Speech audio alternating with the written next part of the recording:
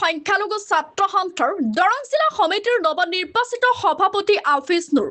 উত্তৰ পূৰ্বাঞ্চলৰ সংখ্যালঘু ছাত্ৰ সন্থা চমুকৈ নেমচুৰ দৰং জিলা সমিতিৰ নৱনিৰ্বাচিত সমিতি গঠন। ৩১জনীয়া নতুন জিলা সমিতিখনৰ নৱনিৰ্বাচিত সভাপতি হিচাপে দায়িত্ব লাভ আফিজ নুৰে। এই দৰং জিলা সমিতি গঠন কৰি দিয়ে কেন্দ্ৰীয় সমিতিৰ সাধাৰণ সম্পাদক জব্বৰ আলীয়ে।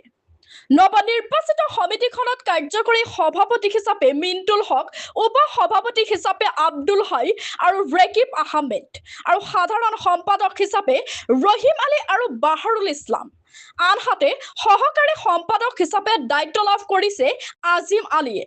নৱনিৰ্বাচিত সমিতিখনে ডেমছুৰ সাংগঠনিক কাম কাজ অধিক শক্তিশালী কৰাৰ লগতে মদ, ভাং, ড্ৰাগছ, জুৱা আৰু ছাত্ৰ ছাত্ৰীসকলৰ বিভিন্ন সমস্যা আৰু অধিকাৰৰ বিষয়ত সক্ৰিয়ভাৱে কাম কৰাৰ লক্ষ্যৰে আগবাঢ়িব বুলি জানিবলৈ দিয়ে। আফিজ নুৰ সভাপতি হিচাপে নিৰ্বাচিত হোৱাত সংগঠনটোৰ নেতা কৰ্মী, সদস্য আৰু শুভাকাংক্ষীসকলে তেওঁক শুভেচ্ছা জ্ঞাপন কৰে। নৱনিৰ্বাচিত নেতৃত্বৰ জৰিয়তে দৰং জিলা ছাত্ৰ সমাজৰ বিভিন্ন সমস্যা সমাধানৰ ক্ষেত্ৰত অধিক সক্ৰিয় ভূমিকা গ্ৰহণ কৰাৰ লগতে সংগঠনটোৰ সাংগঠনিক ভেটিক অধিক শক্তিশালী হোৱাৰ মত প্ৰকাশ কৰে নেমচুৰ নৱনিৰ্বাচিত সভাপতি আৰু সদস্যসকলে।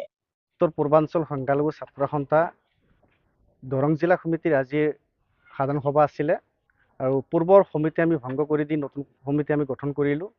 আমাৰ আজিৰ এই সভাত নিৰ্বাচিত সভাপতি আফিজ নুৰ সভাপতি আৰু সাধাৰণ সম্পাদক হিচাপে নিৰ্বাচিত হৈছিলে আব্দুৰ ৰহিম আলী।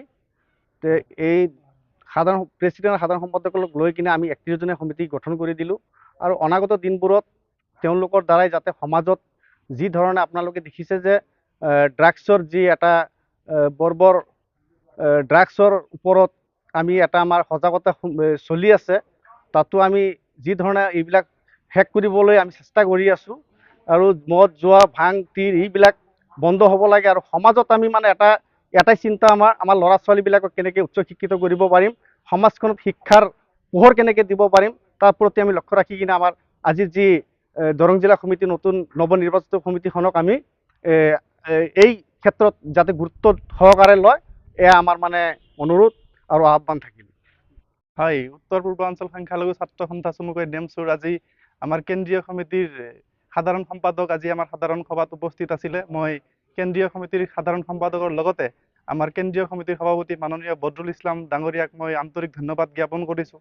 তেখেতে আজি আমাক যি এটা গধুৰ দায়িত্ব দিছে, সেই দায়িত্বটো মই তেখেতৰ যি আদৰ্শ, তেখেতৰ যি সংবিধান মতে মই চলাই লৈ যোৱাৰ কাৰণে মই চেষ্টা কৰিম। আৰু আপোনালোকে জানে যে মই নেমচুৰ বিগত সময়তো মই নেমচুৰ উপসভাপতি পদত আছিলোঁ। বৰ্তমান মোক সভাপতিৰ দায়িত্ব অৰ্পণ কৰা হৈছে। আমাৰ যি সংখ্যালঘু অঞ্চলত যি মানে মদ, ভাং, ড্ৰাগছ, জুৱাই যি আমাৰ সংখ্যালঘু অঞ্চলখন যি জৰ্জৰিত কৰি পেলাইছে, সেইবোৰ আমি অতি সোনকালে যাতে আমাৰ এই সংগঠনৰ জৰিয়তে আমাৰ সমাজখনক যাতে আমি এক সুপৰিকল্পিত অৱস্থালৈ লৈ যাব পাৰোঁ, তাৰ কাৰণে আমি যথেষ্ট চেষ্টা কৰি যাম। আৰু আমি আমাৰ সংখ্যালঘু অঞ্চলৰ মানুহখিনিক আমি সদায় শিক্ষা সংস্কৃতিৰ লগত জড়িত কৰি ৰখাৰ কাৰণে চেষ্টা কৰিম আৰু আমাৰ জাতিটোক যাতে অতি সোনকালে আমি এটা ভাল পৰ্যায়লৈকে লৈ যাব পাৰোঁ, তাৰ কাৰণে নেমচুৱে সদায় কাম কৰি যাব, আমি সেই হিচাপত কাম কৰি যাম। লগতে মই আমাৰ উজনি অসমত যি ভয়াৱহ প্ৰাকৃতিক দুৰ্যোগৰ প্ৰভাৱ পৰিছে, তাৰ কাৰণে মই সৃষ্টিকৰ্তাৰ ওচৰত প্ৰাৰ্থনা কৰিছোঁ যাতে অতি সোনকালে সৃষ্টিকৰ্তাই এনেকুৱা প্ৰাকৃতিক দুৰ্যোগৰ পৰা সেই উজনি অসমত বসবাস কৰা মানুহখিনিক যাতে অতি সোনকালে সৃষ্টিকৰ্তাই সকাহ দিয়ে, তাৰ কাৰণে মই সৃষ্টিকৰ্তাৰ ওচৰত প্ৰাৰ্থনা কৰিছোঁ। ধন্যবাদ।